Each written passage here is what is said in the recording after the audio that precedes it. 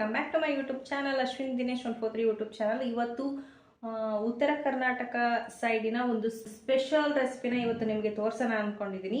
ಅದು ಏನಪ್ಪ ಅಂತಂದರೆ ಸೀಪಲ್ಯ.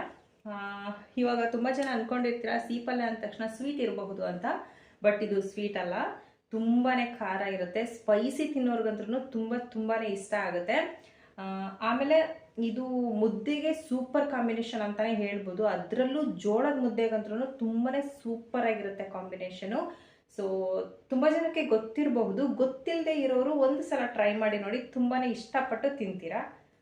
ಓಕೆ, ಇವಾಗ ಬನ್ನಿ ಅಡುಗೆನ ಸ್ಟಾರ್ಟ್ ಮಾಡೋಣ. ಸ್ಟಾರ್ಟ್ ಮಾಡೋಕ್ಕಿಂತ ಮುಂಚೆ ಇನ್ನೂ ಯಾರಲ್ಲ ನನ್ನ ಚಾನಲ್ ಸಬ್ಸ್ಕ್ರೈಬ್ ಆಗಿಲ್ವೋ ಪ್ಲೀಸ್ ಸಬ್ಸ್ಕ್ರೈಬ್ ಆಗಿ, ವಿಡಿಯೋ ಇಷ್ಟ ಆದರೆ ಲೈಕ್ ಮಾಡಿ, ಕಮೆಂಟ್ ಮಾಡಿ, ಶೇರ್ ಮಾಡಿ. ಓಕೆನಾ, ಬನ್ನಿ ಅಡುಗೆನ ಸ್ಟಾರ್ಟ್ ಮಾಡೋಣ. ಫಸ್ಟ್ ಅವರೆಕಾಯಿಯ ಸಿಪ್ಪೆಯನ್ನು ಬಿಡಿಸಿ ತೆಗೆದಿಟ್ಕೋಬೇಕು. ಈ ಥರ ಅವರೆಕಾಯಿನ ನಾನು ಕ್ಲೀನ್ ಮಾಡಿ ತೆಗೆದಿಟ್ಕೊಂಡಿದ್ದೀನಿ. ನೆಕ್ಸ್ಟ್ ಈ ಅವರೆಕಾಯಿನ ನೀವು ಕ್ಲೀನಾಗಿ ವಾಶ್ ಮಾಡ್ಕೋಬೇಕು. ತುಂಬ ಈಸಿಯಾಗಿ ಹಾಗೆಯೇ ಕ್ವಿಕ್ಕಾಗಿ ಈ ಸೀಪಲ್ಯನ ನೀವು ರೆಡಿ ಮಾಡಬಹುದು. ಮುದ್ದೆ ಇಷ್ಟಪಡೋರು ಕಾಂಬಿನೇಷನ್ ಆಗಿ ಈ ಸೀಪಲ್ಯನ ಮಾಡಿಕೊಟ್ರೆ ತುಂಬಾ ಇಷ್ಟಪಟ್ಟು ತಿಂತಾರೆ. ಈ ಕಾಳುಗಳನ್ನು ಇವಾಗ ನಾನು ಕ್ಲೀನಾಗಿ ವಾಶ್ ಮಾಡ್ಕೋತಾ ಇದ್ದೀನಿ. ವಾಶ್ ಮಾಡ್ಕೋಬೇಕು ಕ್ಲೀನಾಗಿ. ವಾಶ್ ಮಾಡ್ಕೊಂಡಾದಮೇಲೆ ಈ ಕಾಳುಗಳನ್ನು ನೀವು ಕುಕ್ಕರಲ್ಲಿ ಬೇಯಿಸೋದಕ್ಕೆ ಹೋಗಬೇಡಿ, ಇದನ್ನು ಹಾಗೇ ಪಾತ್ರೆನಲ್ಲಿನೇ ನೀವು ಬೇಯಿಸಬೇಕು. ಇವಾಗ ನಾನು ಒಂದು ಪ್ಯಾನನ್ನು ತಗೊಂಡು ಈ ಪ್ಯಾನ್ಗೆ ನಾನು ಅವರೆಕಾಳುಗಳನ್ನೆಲ್ಲ ಹಾಕಿ ಬೇಯೋದಕ್ಕೆ ಇಡ್ತಾ ಇದ್ದೀನಿ. ಇವಾಗ ನೋಡಿ, ನಾನು ಈ ಅವರೆಕಾಯಿಗೆ ಸ್ವಲ್ಪ ನೀರನ್ನು ಹಾಕಿ ಹಾಗೆಯೇ ಸ್ವಲ್ಪ ಉಪ್ಪನ್ನು ಹಾಕಿ ಬೇಯೋದಕ್ಕೆ ಇಟ್ಟಿದ್ದೀನಿ. ಇದಕ್ಕೆ ಇವಾಗ ಹಸಿಮೆಣಸಿನ್ಕಾಯಿ, ಬೆಳ್ಳುಳ್ಳಿ, ಶುಂಠಿ, ಹಾಗೆಯೇ ಕಾಳುಮೆಣಸು, ಹಾಗೆಯೇ ಕೊತ್ತಂಬರಿ, ಹಾಗೆಯೇ ಕರಿಬೇವು, ಇಷ್ಟು ಇದಕ್ಕೆ ಬೇಕಾಗುವಂತಹ ಇಂಗ್ರೀಡಿಯೆಂಟ್ಸ್ಗಳು. ಇವಾಗ ಒಂದು ಮಿಕ್ಸಿ ಜಾರನ್ನು ತೆಗೆದುಕೊಂಡು ಇದಕ್ಕೆ ಒಂದು 7ರಿಂದ 8 ಹಸಿಮೆಣಸಿನ್ಕಾಯಿನ ಹಾಕಬೇಕು. ಏನಕ್ಕಂದರೆ ಸ್ವಲ್ಪ ಖಾರ ಜಾಸ್ತಿ ಇರಬೇಕು, ಆವಾಗಲೇ ಸೀಪಲ್ಯ ಚೆನ್ನಾಗಾಗೋದು. ಅದಕ್ಕೋಸ್ಕರ ಒಂದು 7-8 ಹಸಿಮೆಣಸಿನ್ಕಾಯಿನ ನಾನು ಹಾಕ್ಕೋತಾ ಇದ್ದೀನಿ. ಹಸಿಮೆಣಸಿನ್ಕಾಯಿನ ಆದಮೇಲೆ ಒಂದು 4 ಬೆಳ್ಳುಳ್ಳಿಯನ್ನು ನೀವು ಹಾಕಬೇಕಾಗತ್ತೆ. ಬೆಳ್ಳುಳ್ಳಿನೂ ಅಷ್ಟೇ, ದೊಡ್ಡ ಸೈಜ್ ಆದರೆ ಒಂದು 3 ಸಾಕು, ಅದರಲ್ಲೇ ಸ್ವಲ್ಪ ಮೀಡಿಯಮ್ ಸೈಜ್ ಇದ್ದರೆ ಒಂದು 3ರಿಂದ 4 ಹಾಕ್ಕೊಳ್ಳಿ. ಹಾಗೆಯೇ ಶುಂಠಿ ಪೀಸ್ನ ಒಂದು 4 ಪೀಸನ್ನು ಹಾಕ್ಕೊಳ್ಳಿ. ಹಸಿ ಶುಂಠಿ ಇದ್ದರೆ ಹಸಿ ಶುಂಠಿನಾದರೂ ಹಾಕ್ಕೋಬೋದು, ಇಲ್ಲ ಅಂತಂದರೆ ಒಣ ಶುಂಠಿನಾದರೂ ಹಾಕ್ಕೋಬೋದು. ಆಮೇಲೆ ಇದಕ್ಕೆ ಒಂದು 2 ಟೇಬಲ್ ಸ್ಪೂನಷ್ಟು ಕಾಳು ಮೆಣಸನ್ನು ಹಾಕ್ಕೊಳ್ಳಿ. ಏನಕ್ಕಂದರೆ ಖಾರ ಜಾಸ್ತಿ ಇದ್ರೇ ಇದು ಚೆನ್ನಾಗಾಗೋದು. ಈ ಥರ ಸ್ವಲ್ಪ ತರಿತರಿಯಾಗಿದ್ರೂ ನಡೆಯುತ್ತೆ, ಪೂರ್ತಿ ನುಣ್ಣಗಾಗಲೇಬೇಕು ಅಂತ ಏನಿಲ್ಲ, ಬಟ್ ಜಾಸ್ತಿ ತರಿತರಿಯಾಗಿರ್ಬಾರ್ದು, ಸ್ವಲ್ಪ ತರಿತರಿಯಾಗಿದ್ರೂ ನಡೆಯುತ್ತೆ. ಇವಾಗ ಅದಕ್ಕೆ ಒಗ್ಗರಣೆ ಹಾಕೋಕ್ಕೆ ಇವಾಗ 2 ಬೆಳ್ಳುಳ್ಳಿನ ತಗೊಂಡು ಜಜ್ಜಿ ಇವಾಗ ಅದಕ್ಕೆ ಒಗ್ಗರಣೆ ಹಾಕ್ಕೋಬೇಕು. ಬೆಳ್ಳುಳ್ಳಿನ ನೀವು ಮಿಕ್ಸಿಗೆ ಹಾಕಿರೋದಲ್ದೇ ಬಿಟ್ಟು ನೀವು ಎಕ್ಸ್ಟ್ರಾ ಮತ್ತೆ 1-2 ಬೆಳ್ಳುಳ್ಳಿನ ತಗೊಂಡು ಈ ಥರ ಜಜ್ಜಿ ಒಗ್ಗರಣೆಗೆ ಹಾಕ್ಕೋಬೇಕು. ಆವಾಗ ಟೇಸ್ಟ್ ಇನ್ನೂ ಚೆನ್ನಾಗಾಗುತ್ತೆ. ಕಾಳು ಬೇಯ್ತಾ ಇದೆ, ಇವಾಗ ಒಗ್ಗರಣೆ ಹಾಕ್ಕೊಂಬಿಡೋಣ. ಇದಕ್ಕೆ ಇವಾಗ 2 ಟೇಬಲ್ ಸ್ಪೂನಷ್ಟು ಎಣ್ಣೆನ ಹಾಕ್ಕೋಬೇಕು. 1 ಟೇಬಲ್ ಸ್ಪೂನಷ್ಟು ಸಾಸಿವೆ, ಹಾಗೆಯೇ ಜಜ್ಜಿದಂತಹ ಬೆಳ್ಳುಳ್ಳಿ, ಕರಿಬೇವಿನ ಸೊಪ್ಪನ್ನು ಹಾಕಿ ಇದನ್ನು ಇವಾಗ ಸ್ವಲ್ಪ ಫ್ರೈ ಮಾಡ್ಕೋಬೇಕು. ನೋಡಿ, ಇವಾಗ ಕಾಳು ಬೆಂದಿದೆ. ಇದಕ್ಕೆ ಇವಾಗ ನಾನು ಮಿಕ್ಸಿ ಮಾಡಿದಂತಹ ಪೇಸ್ಟನ್ನು ಇವಾಗ ಇದಕ್ಕೆ ಆ್ಯಡ್ ಮಾಡ್ತಾ ಇದ್ದೀನಿ. ಮತ್ತು ಒಗ್ಗರಣೆ ಹಾಕ್ಕೊಂಡಿದ್ವಲ್ಲ ಅದನ್ನು ಇದಕ್ಕೆ ಮಿಕ್ಸ್ ಮಾಡ್ಕೋಬೇಕು. ಇದನ್ನು ಇವಾಗ ಚೆನ್ನಾಗಿ ಮಿಕ್ಸ್ ಮಾಡ್ಕೊಳ್ಳಿ. ಸ್ಟವನ್ನು ನೀವು ಲೋ ಫ್ಲೇಮಲ್ಲೇ ಇಟ್ಕೊಳ್ಳಿ, ಆಫ್ ಮಾಡೋದಕ್ಕೆ ಹೋಗಬೇಡಿ. ಮತ್ತು ರುಚಿಗೆ ತಕ್ಕಷ್ಟು ಉಪ್ಪನ್ನು ಹಾಕ್ಕೋತಾ ಇದ್ದೀನಿ. ನಾವು ಎಷ್ಟೇ ಇಂಗ್ರೀಡಿಯೆಂಟ್ಸ್ನ ಹಾಕಿ ಎಷ್ಟೇ ಚೆನ್ನಾಗಿ ಅಡುಗೆ ಮಾಡಿದ್ರೂ ಉಪ್ಪು ಕರೆಕ್ಟಾಗಿಲ್ಲ ಅಂದರೆ ಟೇಸ್ಟ್ ಇರೋದಿಲ್ಲ. ಸೊ ಇವಾಗ ನಾನು ಒಂದು ಬೌಲನ್ನು ತಗೊಂಡು ಸ್ವಲ್ಪ ಒಂದು 2 ಟೇಬಲ್ ಸ್ಪೂನಷ್ಟು ನಾನು ಜೋಳದ ಹಿಟ್ಟನ್ನು ತೊಗೊಂಡಿದ್ದೀನಿ. ಏನಕ್ಕಂದರೆ ಸೀಪಲ್ಯ ಸ್ವಲ್ಪ ಮಂದಕ್ಕಾಗಬೇಕಲ್ಲ, ಅದಕ್ಕೋಸ್ಕರ ಇವಾಗ ಇದಕ್ಕೆ ನೀರನ್ನು ಹಾಕಿ ನಾನು ಕಲಿಸ್ತಾ ಇಲ್ಲ.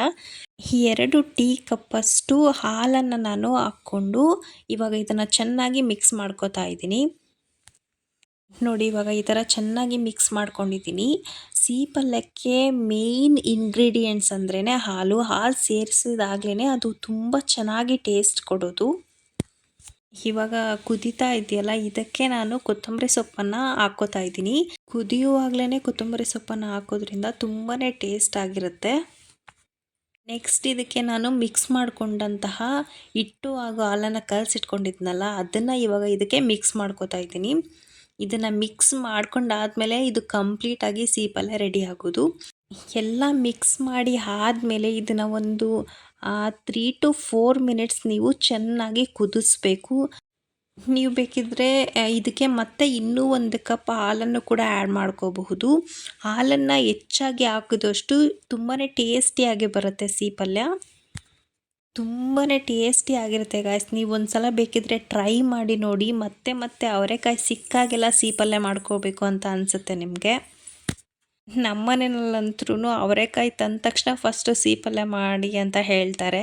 ಸೊ ನಾವು ಆವಾಗವಾಗ ತುಂಬಾ ಮಾಡ್ತಾನೆ ಇರ್ತೀವಿ. ನೋಡಿ, ಫೈನಲ್ ಆಗಿ ಸಿಹಿ ಪಲ್ಯ ರೆಡಿಯಾಗಿದೆ. ನೋಡೋದಕ್ಕೂ ಎಷ್ಟು ಬ್ಯೂಟಿಫುಲ್ಲಾಗಿ ಕಾಣಿಸ್ತಾ ಇದೆ. ಟೇಸ್ಟ್ ಮಾಡಿದ್ರೆ ಮಾತ್ರ ತುಂಬಾ ರುಚಿಯಾಗಿರುತ್ತೆ. ನೀವು ಒಂದ್ಸಲ ಟ್ರೈ ಮಾಡಿ ಕಮೆಂಟ್ ಮಾಡಿ ತಿಳಿಸಿ ಟೇಸ್ಟ್ ಹೇಗಿತ್ತು ಅಂತ ಹೇಳಿ. ಆಮೇಲೆ ಮೇಯ್ನ್ ಏನಪ್ಪ ಅಂತಂದರೆ ಸಿಹಿ ಪಲ್ಯಗೆ ಸ್ವಲ್ಪ ಖಾರ ಜಾಸ್ತಿನೇ ಇರಬೇಕು. ಅದಕ್ಕೋಸ್ಕರ ನೀವು ಕಾಳು ಮೆಣಸನ್ನು ಹಾಗೆ ಹಸಿಮೆಣ್ಸಿನ್ಕಾಯಿನ ಸ್ವಲ್ಪ ಜಾಸ್ತಿನೇ ಹಾಕ್ಕೊಳ್ಳಿ. ಅದರಿಂದ ಇನ್ನೂ ತುಂಬ ಟೇಸ್ಟಿಯಾಗಿ ಬರುತ್ತೆ ಸಿಹಿ ಪಲ್ಯ. ಜೋಳದ ಮುದ್ದೆ ಜೊತೆ ಕಾಂಬಿನೇಷನ್ ಆಗಿ ಸಿಹಿ ಪಲ್ಯನ ತುಪ್ಪ ಅಥವಾ ಬೆಣ್ಣೆನ ಹಾಕ್ಕೊಂಡು ತಿಂತಾಯಿದ್ರೆ ಅದ್ರ ಮಜಾನೇ ಬೇರೆ. ಫೈನಲಿ ಮುದ್ದೆ ಹಾಗೆಯೇ ಸಿಹಿ ಪಲ್ಯ ರೆಡಿಯಾಗಿದೆ. ಬೆಣ್ಣೆನೂ ಕೂಡ ರೆಡಿ ಇದೆ. ಇದನ್ನು ಟೇಸ್ಟ್ ಮಾಡೋದೊಂದೇ ಬಾಕಿ. ನೀವು ಕೂಡ ಟ್ರೈ ಮಾಡಿ ಕಮೆಂಟ್ ಮಾಡಿ ತಿಳಿಸಿ ಹೇಗಿತ್ತು ಅಂತ ಹೇಳಿ. ಅವರೆಕಾಯಿನ ಹೆಚ್ಚಾಗಿ ತಿನ್ನೋದ್ರಿಂದ ತುಂಬಾ ಪ್ರಯೋಜನಗಳಿವೆ. ಆರೋಗ್ಯ ದೃಷ್ಟಿಯಿಂದ ನೋಡೋದಾದರೆ ಅವರೆಕಾಳಿನಲ್ಲಿ ಹಲವಾರು ಬಗೆಯ ವಿಟಮಿನ್ಗಳು, ಖನಿಜಾಂಶಗಳು, ಪ್ರೋಟೀನ್ ಮತ್ತು ನಾರಿನಾಂಶಗಳು ಇವೆ. ಇದು ಆರೋಗ್ಯಕ್ಕೆ ತುಂಬಾ ಒಳ್ಳೆಯದು. ಅವರೆಕಾಳಿನಿಂದ ಸಿಗುವ ಕೆಲವೊಂದು ಆರೋಗ್ಯ ಲಾಭಗಳ ಬಗ್ಗೆ ಸ್ವಲ್ಪ ಮಾಹಿತಿನ ನಾನಿವತ್ತು ನಿಮಗೆ ತಿಳಿಸ್ಕೊಡ್ತಾ ಇದ್ದೀನಿ. ಅವರೆಕಾಳು ವಿಟಮಿನ್ ಬಿ ಯಿಂದ ಸಮೃದ್ಧವಾಗಿದ್ದು, ಇದು ದೇಹದ ಅಂಗಾಂಶಗಳಿಗೆ ಬೇಕಾಗಿರುವಂತಹ ಶಕ್ತಿಯನ್ನು ಒದಗಿಸುವಲ್ಲಿ ಸಹಾಯ ಮಾಡುತ್ತದೆ. ಅವರೆಕಾಳು ದೇಹಕ್ಕೆ ಅಗತ್ಯವಿರುವಂತಹ ಶಕ್ತಿಯನ್ನು ಒದಗಿಸುತ್ತದೆ. ಅವರೆಕಾಳು ಮೆದುಳು ಮತ್ತು ನರಕೋಶಗಳನ್ನು ಸರಿಯಾಗಿಡಲು ತುಂಬಾ ಸಹಕಾರಿಯಾಗಿದೆ. ಅವರೆಕಾಳನ್ನು ಬಳಸಿಕೊಂಡರೆ ಅದರಿಂದ ಮೆದುಳಿನ ಕ್ರಿಯೆಯು ಉತ್ತಮವಾಗುವುದು. ಇದರಲ್ಲಿ ಇರುವಂತಹ ತಾಮ್ರದ ಅಂಶವು ಮಾನಸಿಕ ನಿಶ್ಶಕ್ತಿಯನ್ನು ಕಡಿಮೆ ಮಾಡುವುದು ಮತ್ತು ಅವರೆಕಾಳಿನಲ್ಲಿರುವ ತಾಮ್ರದ ಅಂಶವು ಮನಸ್ಥಿತಿ ಸುಧಾರಣೆಯನ್ನು ಮಾಡುತ್ತದೆ. ಅವರೆಕಾಳಿನಲ್ಲಿ ಇರುವಂತಹ ಆ್ಯಂಟಿ ಆಕ್ಸಿಡೆಂಟ್ ಅಂಶವು ಮೆದುಳಿನ ಅಂಗಾಂಶಗಳನ್ನು ಫ್ರೀ ರ್ಯಾಡಿಕಲ್ನಿಂದ ರಕ್ಷಣೆ ಮಾಡುತ್ತದೆ. ಅವರೆಕಾಳಿನಲ್ಲಿ ಇರುವಂತಹ ಪೋಷಕಾಂಶಗಳು ಮೆದುಳಿಗೆ ತುಂಬಾ ಒಳ್ಳೆಯದು. ಇದರಲ್ಲಿ ಇರುವಂತಹ ಮೆಗ್ನೀಷಿಯಂ ನಿದ್ರಾಹೀನತೆಯನ್ನು ತಗ್ಗಿಸುವುದು. ಇದನ್ನು ಸೇವನೆ ಮಾಡಿದರೆ ಅದರಿಂದ ರಾತ್ರಿ ವೇಳೆ ಒಳ್ಳೆಯ ನಿದ್ರೆಯೂ ಬರುತ್ತದೆ.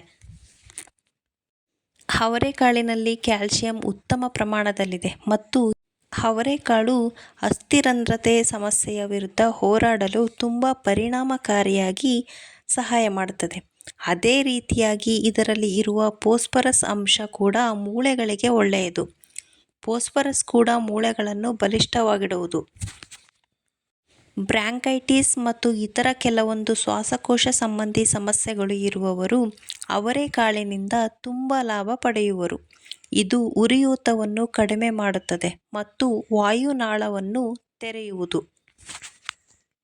ಇದರಿಂದ ಸರಿಯಾಗಿ ಉಸಿರಾಡಲು ಸಹಕಾರಿಯಾಗುತ್ತದೆ. ಅವರೆಕಾಳಿನಲ್ಲಿ ಸತುವಿನ ಅಂಶವು ಉತ್ತಮ ಪ್ರಮಾಣದಲ್ಲಿದೆ. ಸತು ಆಕ್ಸಿಡೇಟಿವ್ ಒತ್ತಡವನ್ನು ನಿವಾರಣೆ ಮಾಡುತ್ತದೆ ಮತ್ತು ಹಲವಾರು ರೀತಿಯ ಅನಾರೋಗ್ಯಗಳನ್ನು ಕಡಿಮೆ ಮಾಡಲು ಇದು ಸಹಕಾರಿಯಾಗುತ್ತದೆ. ಅವರೆಕಾಳಿನಲ್ಲಿ ಉತ್ತಮ ಪ್ರಮಾಣದ ನಾರಿನಾಂಶವೂ ಇದೆ. ಅವರೆಕಾಳನ್ನು ಆಹಾರದ ಕ್ರಮದಲ್ಲಿ ಸೇರ್ಪಡೆ ಮಾಡಿಕೊಳ್ಳುವುದರಿಂದ ಜೀರ್ಣಕ್ರಿಯೆಯು ಸುಧಾರಣೆಯಾಗುತ್ತದೆ. ಅವರೆಕಾಳಿನಲ್ಲಿ ಇರುವ ನಾರಿನಾಂಶವು ಕರುಳಿನ ಕ್ರಿಯೆ ಸುಧಾರಣೆ ಮಾಡುತ್ತದೆ. ನಾರಿನಾಂಶವು ಕರುಳಿನ ಕ್ಯಾನ್ಸರ್ ಅಪಾಯವನ್ನು ಕಡಿಮೆ ಮಾಡುವುದು ಎಂದು ಹೇಳಲಾಗಿದೆ. ತೂಕ ಹೆಚ್ಚು ಮಾಡಿಕೊಂಡಿರುವವರು ಅವರೆಕಾಳನ್ನು ಸೇವನೆ ಮಾಡಿದರೆ ಒಳ್ಳೆಯದು. ಇದು ತೂಕ ಇಳಿಸಲು ಕೂಡ ಸಹಕಾರಿಯಾಗಿ ಕೆಲಸ ಮಾಡುತ್ತದೆ. ಅಷ್ಟೇ ಅಲ್ಲದೆ ಅವರೆಕಾಳು ಸ್ನಾಯುಗಳನ್ನು ಕೂಡ ಬಲಪಡಿಸಲು ಸಹಾಯ ಮಾಡುತ್ತದೆ. ಜೊತೆಗೆ ಚಯಾಪಚಯವನ್ನು ಕೂಡ ವೃದ್ಧಿಸುತ್ತದೆ. ಈ ರೀತಿಯಾಗಿ ಅವರೆಕಾಳನ್ನು ನಿಯಮಿತವಾಗಿ ಸೇವನೆ ಮಾಡುವುದರಿಂದ ಆರೋಗ್ಯಕ್ಕೆ ತುಂಬಾ ಲಾಭಗಳಿವೆ. ಆರೋಗ್ಯವನ್ನು ಕಾಪಾಡುವಲ್ಲಿ ಅವರೆಕಾಳು ತುಂಬ ಪ್ರಮುಖ ಪಾತ್ರವನ್ನು ವಹಿಸುತ್ತದೆ. ಇದನ್ನು ಬೇಯಿಸ್ಕೊಂಡು ತಿಂದರೂ ಕೂಡ ತುಂಬಾ ಒಳ್ಳೆಯದು. ಹಾಗೆಯೇ ಅವರೆಕಾಯಿಯಲ್ಲಿ ಲುಟಿನ್ ಮತ್ತು ಜಿಯಾಕ್ಸಾಂಥಿನ್ ಮತ್ತು ಆರೋಗ್ಯಕರ ಕೊಬ್ಬುಗಳನ್ನು ಹೊಂದಿರುವುದರಿಂದ ಇವುಗಳು ಕಣ್ಣಿನ ರೆಟಿನಾವನ್ನು ರಕ್ಷಿಸುವುದಲ್ಲದೆ ಹಾನಿಕಾರಕ ಬೆಳಕನ್ನು ಫಿಲ್ಟರ್ ಮಾಡಲು ಮತ್ತು ಆಕ್ಸಿಡೇಟಿವ್ ಒತ್ತಡವನ್ನು ಕಡಿಮೆ ಮಾಡಲು ಸಹಾಯ ಮಾಡುತ್ತದೆ. ಕಣ್ಣಿನ ಪೊರೆ ಮತ್ತು ವಯಸ್ಸಿಗೆ ಸಂಬಂಧಿಸಿದ ದೃಷ್ಟಿ ಕ್ಷೀಣತೆಯ ಅಪಾಯವನ್ನು ಕಡಿಮೆ ಮಾಡುತ್ತದೆ. ಈ ರೀತಿಯಾಗಿ ಅವರೆಕಾಳನ್ನು ಸೇವನೆ ಮಾಡುವುದರಿಂದ ಹಲವಾರು ಆರೋಗ್ಯ ಪ್ರಯೋಜನಗಳನ್ನು ಪಡೆಯಬಹುದು. ಓಕೆ ಫ್ರೆಂಡ್ಸ್, ಇವತ್ತಿನ ವಿಡಿಯೋ ನಿಮಗೆ ತುಂಬಾ ಇಷ್ಟ ಆಗಿದೆ ಅನ್ಕೋತೀನಿ. ವಿಡಿಯೋ ಇಷ್ಟ ಆದರೆ ಒಂದು ಲೈಕ್ ಮಾಡಿ, ಹಾಗೆಯೇ ಕಮೆಂಟ್ ಮಾಡಿ ಅಂತ ಹೇಳ್ತಾ ಇವತ್ತಿನ ವಿಡಿಯೋನ ಮುಗಿಸ್ತಾ ಇದ್ದೀನಿ. Okay friends, take care, bye ಬಾಯ್.